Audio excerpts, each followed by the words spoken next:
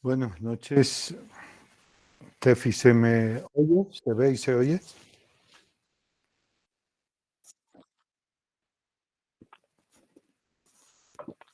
Bueno, vamos a iniciar entonces esta clase previa a lo que es la Semana Médica, que espero que disfruten. Bien, entonces se trata de, hemos hablado sobre la diabetes, ahora vamos a hablar sobre las glándulas suprarrenales. Indicarles que las glándulas suprarrenales son unas glándulas sumamente importantes para el organismo, ya que en su función controlan algo que es importante, que es la presión arterial y la volemia.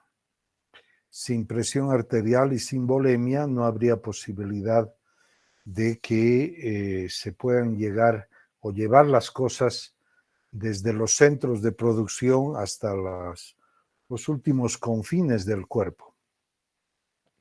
Además, llevar nutrimento y llevar calorías. Es decir, la glucosa no podría llegar y las células no tendrían combustible. Por el otro lado, están el cortisol, que maneja el combustible, y están los andrógenos. La importancia de los andrógenos deriva en que mantienen al ser humano con la capacidad de reproducción. Por un lado, los andrógenos en la mujer son los que controlan la libido en la mujer y su deseo sexual. Y el deseo sexual no es de juerga, no es de divertimiento, sino es con el pensamiento de reproducción. Y obviamente el varón también mantiene una actividad androgénica que no es igual que en la mujer, porque la mujer, su única fuente androgénica es las suprarrenales. En cambio, el varón tiene además los testículos como fuente que se van a dar.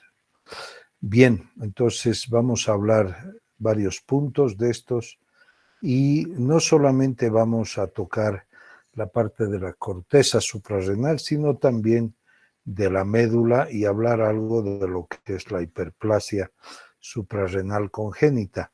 Entonces vamos a decir que las glándulas suprarrenales, porque son dos, están formados por dos estructuras, la médula, por dos estructuras distintas, la médula suprarrenal y la corteza, ambas inervadas por el sistema nervioso autónomo.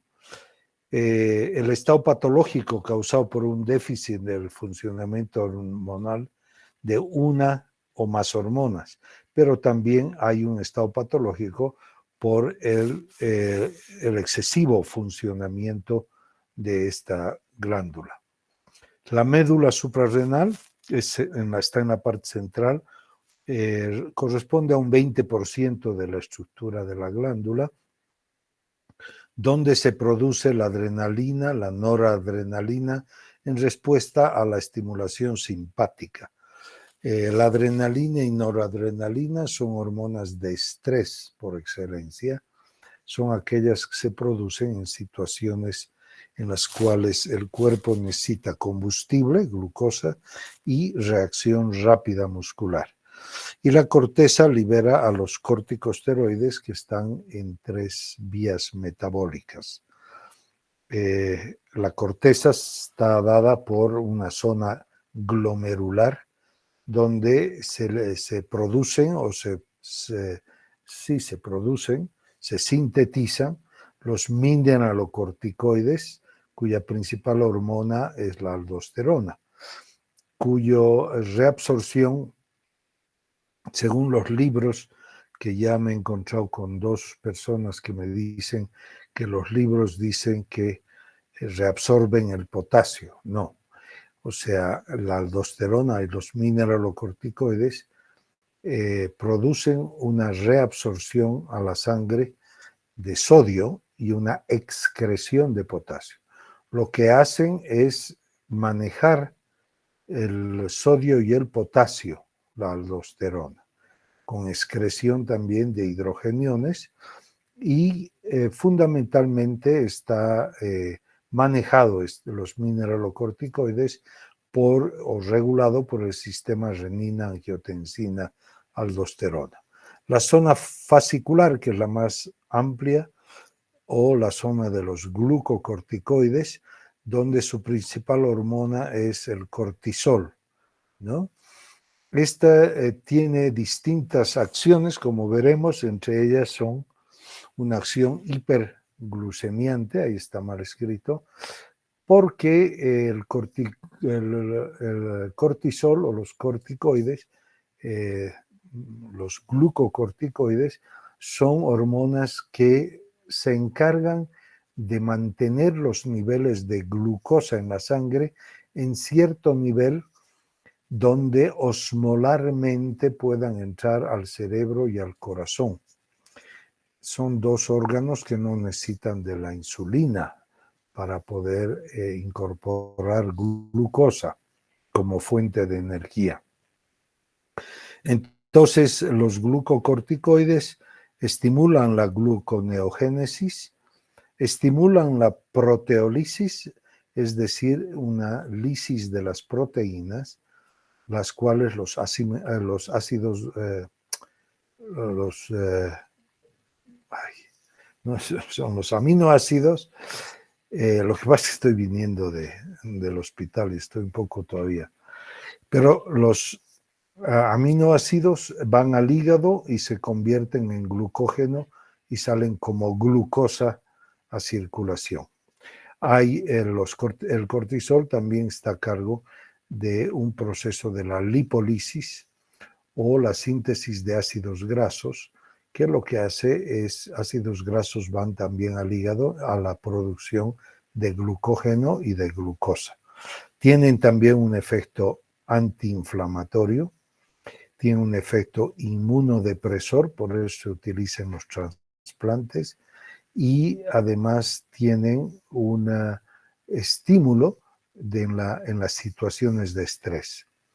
Y la zona reticular, que es más pequeña, vamos a decir, están los gonadocorticoides o los andrógenos suprarrenales, cuyo principal compuesto en la mujer es la dehidroepiandrosterona o DEA sulfato, ¿no? Que dan los caracteres sexuales secundarios al varón y que producen un complemento a la acción sexual en la mujer, ¿no?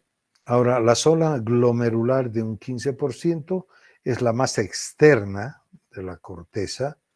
Secreta cantidades importantes de aldosterona debido a que posee la enzima aldosterona sintetasa. Estas células son estimuladas por la angiotensina 2 y el potasio.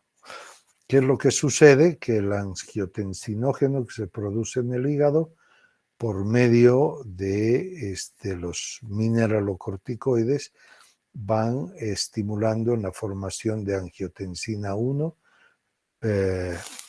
o sea, en la producción, también a nivel en el pulmón, la enzima convertidora de angiotensina 2 convierte de angiotensina 1 a 2, que es la verdadera sustancia que controla la contracción vascular. El potasio juega un rol fundamental en el inicio y secreción de la aldosterona.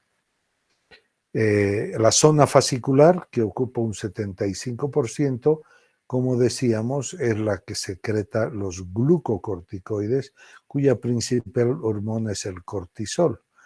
Y además el cortisol es la hormona que ejerce la retroalimentación negativa sobre la hipófisis, la adenohipófisis y el hipotálamo, donde frena la secreción de CRH o la hormona estimulante o liberadora de la corticotrofina, que es la que se produce en el hipotálamo, que es la que baja, se produce y baja a estimular en la adenohipófisis a la ACTH o la adrenocorticotrofa.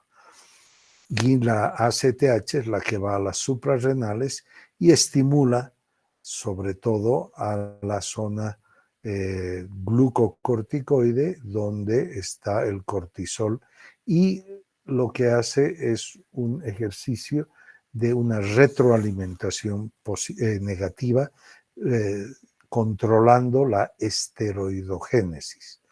Y entonces existen también en la formación de los glucocorticoides sustancias que no son tan potentes como el cortisol y se llaman la corticosterona, y pequeñas cantidades de andrógenos también, aunque la acción mineralocorticoide también, el cortisol tiene un cierto efecto mineralocorticoide. Y la zona reticular, que es la más profunda, es la que secreta los andrógenos suprarrenales, cuya principal hormona, la dehidroepiandrosterona o DEA sulfato, y la androstendiona, así como pequeñas cantidades de testosterona, están controladas por el hipotálamo hipofisario. Recuerden que los andrógenos que se forman en la corteza suprarrenal salen a circulación y sufren un proceso de aromatización a nivel periférico en el tejido graso, y la testosterona se convierte en estradiol. Muy bien. Las enfermedades adrenales, básicamente su clasificación, están dadas por el hipercortisolismo o la hiperfunción córtico-suprarrenal, donde el síndrome de Cushing es el más típico, y también existen tumores adrenales y la secreción de ACTH.